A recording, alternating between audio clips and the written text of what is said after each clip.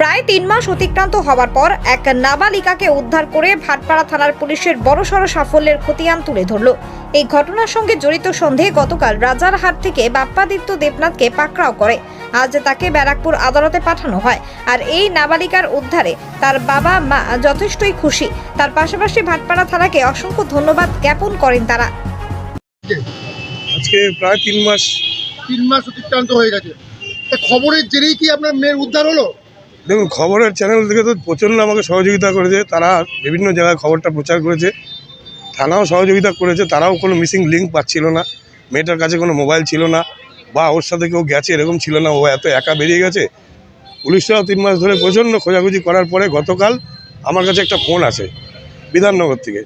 তখন বিধাননগর থেকে ফোনটা আসার পরে আমি সেই ফোনটা ব্যাক করার পরে এক মহিলা, উনি ফোনটা ধরে বলে যে আমি চায়ের দোকান থেকে বলছি, বিধাননগর প্ল্যাটফর্মে আপনার মেয়ে এখানে আপনার সঙ্গে একটু কথা বলতে চাইছি। আমি সাথে সাথেই ওনাকে বললাম যে দিদি এরকম ব্যাপার, মেয়েটা আমার 3 মাস ধরে মিসিং আছে, আপনারা একটু ওকে বসিয়ে আটকানোর চেষ্টা করুন, আর আমি এখান থেকে বেরোচ্ছি। সাথে সাথে আমি ভাটপাড়া থানাকে ইনফর্ম করি। ভাটপাড়া থানায় যে ম্যাডাম সুস্মিতা ম্যাডাম কেসটা দেখছিলেন, উনি বিধাননগর জিআরপিকেও সাথে সাথে ঘটনাটা জানায় যে এরকম 4 নম্বর প্ল্যাটফর্মের দিকে একটা মেয়ে একটা চায়ের দোকানে এরকম বসে আছে, ওকেই আমরা খুঁজছি। সাথে সাথে মেয়েটিকে ওখান থেকে জিআরপি কাস্টাডিতে নেয় এবং ভাটপাড়া থানার থেকেও ম্যাডামরা গেছিলেন, আমরাও সাথে গেছিলাম গার্জিয়ানরা। সেখান থেকে মেয়েটিকে উদ্ধার করে নিয়ে আসা হয়েছে। আমি নিজের চোখে দেখেছি মেয়ে এখন আছে থানাতে। এখন ওনাদের যা আইনি কোথায় ছিল এতদিন জানা গেছে? না, এখনো সেরকমভাবে আমরা আপনার মেয়ের নামটা কি? জুয়েল ধর। কতটা খুশি যে পুলিশের উদ্ধারে, কতটা খুশি? আর মেয়ে ফিরে এসছে, আমি এটা তো আমি ভেবেছিলাম হয়তো আর পাবোই না। অফিসাররা এখান থেকে বিহারে পর্যন্ত গেছিলেন তাদেরকে খুঁজতে, বিভিন্ন লিঙ্ক আপ নিয়ে সারা ওয়েস্ট বেঙ্গলের সমস্ত থানাকে ওনারা করেছেন। এবং আমরা তো বাবা মা, আমরা তো কোনোদিন এই পরিস্থিতিতে পড়িনি। আমাদের মন উতাল পাতাল হয়ে গিয়ে আমরা বিভিন্ন দপ্তরে, আপনাদের কাছেও গেছি, বিভিন্ন দপ্তরে চিঠি করেছি, সব জায়গায় গেছি। মেয়েটা পাওয়া যাওয়াতে খুশি। এখন আপনারা চেষ্টা করেন মেয়েটা যাতে আমি সুস্থ স্বাভাবিক জীবনে আবার ফিরিয়ে নিয়ে যেতে পারি। ভাটপাড়া থানাকে আমি অসংখ্য ধন্যবাদ জানাচ্ছি। ওনাদের সম্বন্ধে যদি কেউ কোনো রকম কোনো খারাপ কিছু বলে থাকে তার জন্য আমি ক্ষমা প্রার্থী।